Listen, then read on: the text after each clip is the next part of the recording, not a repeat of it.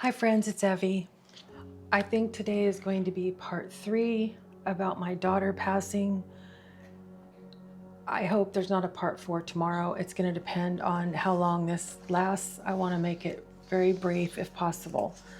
So I've gone through a lot of paperwork, only taking out what I thought was the most important, because I'm trying to be the advocate for the person that is in addiction or was in addiction, is no longer here, to kind of give some insight on what they were going through, where at times it's easy being close to the addict and loving the addict that we can only feel what we're feeling, and there is another side to it, and they're loving, good people. They've just made some very poor choices that have had detrimental consequences for themselves and their family. So I left off, I think, with talking about some, it was her college paper was the last video. I also wanted to say that there was a video I did in my car. I'm going to make sure it's in the same playlist, but it's a video about the day the police came to the door to tell me that she was gone. And then I did a video on some of her handwritten notes that I did have permission to use. And then last video was her paper she wrote in college in a psych class. So I've got a few more notes from her rehab, a different rehab. And I'm just going to read a couple of those things because, like I said, she did share them with me. And I'm going to talk about what we did after she passed and her memorial. And hopefully that's it. If it takes me too long, then I won't keep you on here. I'll just do another short one tomorrow. All right. So one of the questions that she was asked is, how has the deceptive behavior you described worked in your life? What were the results? And she said, distrust from my loved ones. I hate seeing those around me be guarded with their belongings around me. And that's the truth. I mean, if she like came over on the weekends and, you know, we had family over swimming, if she went in the house, I went with her. And I know she knew why I was, but we just didn't talk about it. Let me see here. I had 2 different sections. The other one is right there. All right, so this was a question that she answered. Think of someone for whom you have great respect. What are some things that person is powerless over, and how has he or she handled that powerlessness? And she said, my brother, and he's 2 years older than she is. He is powerless over the decisions I make. He simply prays for me and keeps his distance when necessary. And the second part of that question was, does the powerlessness of that person in the areas you just mentioned reduce respect you and others have felt for him or her? She said, absolutely not. I only admire him more for his stoic manner. So there's all kinds of stuff in here about, you know, her and her boyfriend, and I'm not willing to share that because he's gone on and he's remarried, because this was 4 years ago. And here was another question. Think of a time someone acknowledged your feelings as well as your words. How did they let you know? How do you feel about it? She said, my mom is amazing at this. Most recently, when I overdosed and I was in the hospital, she came to visit me, and I could sense as well as hear her tell me of her disappointment and overall withdrawal from the situation. But she remained there and heard me out on things that were going on and feel my sincerity. Although she didn't really understand, she remained sympathetic toward my feelings. And that brings me comfort because, Georgie, shh. That brings me comfort because, you know, after they're gone, you hang on to the memories that you have. I'll be right back. Okay, I think that I'm done with the rehab stuff. I hope you can't still hear the bird. I moved her in the other room. When I start to talk, she gets really loud. She's very tiny. I don't know how she's that loud. Let me see. I found, so her memorial was, talk about a small world. One of her very best friends was, her mom was my doctor. And the memorial was held at this lady's house, the doctor's house, since she's retired. So her daughter that was friends with my daughter wrote this to me in this book where people signed it. I think there's 3 I chose out of here I'd like to read.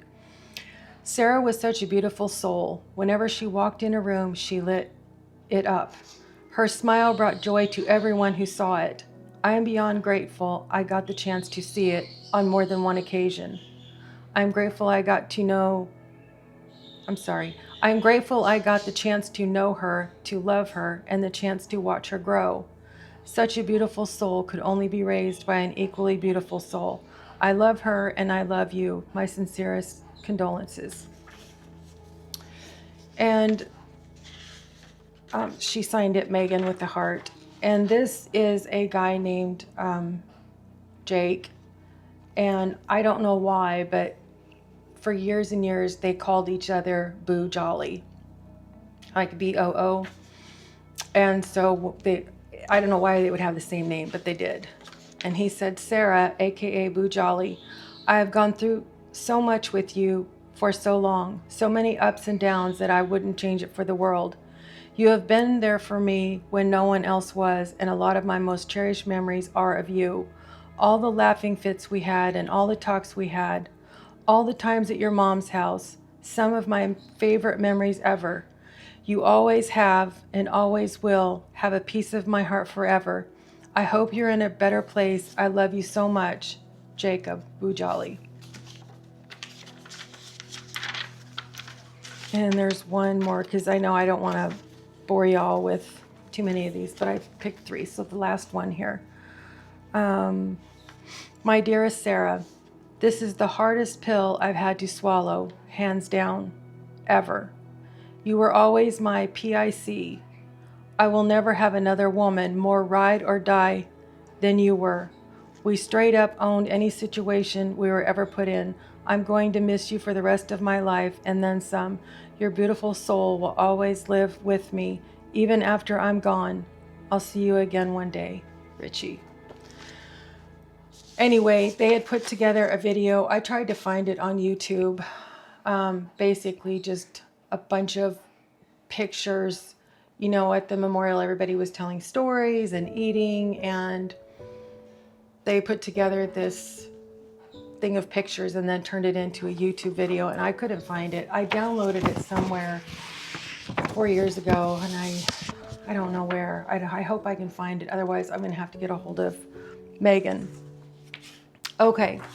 So let's see, I'm at 3 minutes. Okay, I've got time to finish this up today because I want to be finished with it. I do think that it's helpful for other people. I hope somebody finds this little series of 4 videos and they can get some strength or comfort from it, or help someone that is on either side of it. So Sarah was also very much into science and animals, and she was also an artist. When she did pass away, her grandfather and father and some other relatives, I don't remember who they are off the top of my head, all donated to wildlife funds, you know, saving this animal and saving that animal. And I mean hundreds of dollars, not just a little $10 donation, because that's the way she was. And her body, by my choice, was donated to science as well. So she went to UT Southwestern Medical Center in Dallas. And so they test the blood first to make sure that they don't have any kind of hepatitis. I don't know what else they test for, but it has to pass that, whatever they test for, before they'll accept her, the person. So she passed on a Saturday, and I got a call from the medical examiner's office that following Tuesday, and they said, you know, she has to be moved somewhere, and we called the UT Southwestern. They actually called for me, the medical examiner's office, and they came out that same day, which I didn't realize it was going to be that quick. So I left work and went back over, and I said my final goodbye to her then. It was a little hard because I was by myself, but I didn't have much time. So they told me that I would get her remains left in approximately 6 months. And I could either have them mailed or I could drive to Dallas and get them. So we obviously drove to Dallas because I don't want it going through the mail and it getting lost or something. They give you a letter that's on letterhead from the university, and they tell you what her body was used for, what knowledge they gained from her. So they addressed it to me and said that Sarah was involved in a course for training of the orthopedic research and surgery. These courses help to train orthopedic surgeons in the area of diseases, disorders, fractures, and surgeries of the bones and joints of the body. UT Southwestern Medical Center and our students value the selfless sacrifice made by your family. The knowledge received from Sarah's gift is invaluable, and many families in our community will benefit for years to come. It is with humble gratitude and appreciation that we thank you for allowing us to be of service to you and your family. So the reason it was orthopedics is because one car accident she had, it broke her hip socket in 3 places, and they put it back together with screws and whatever else kind of hardware.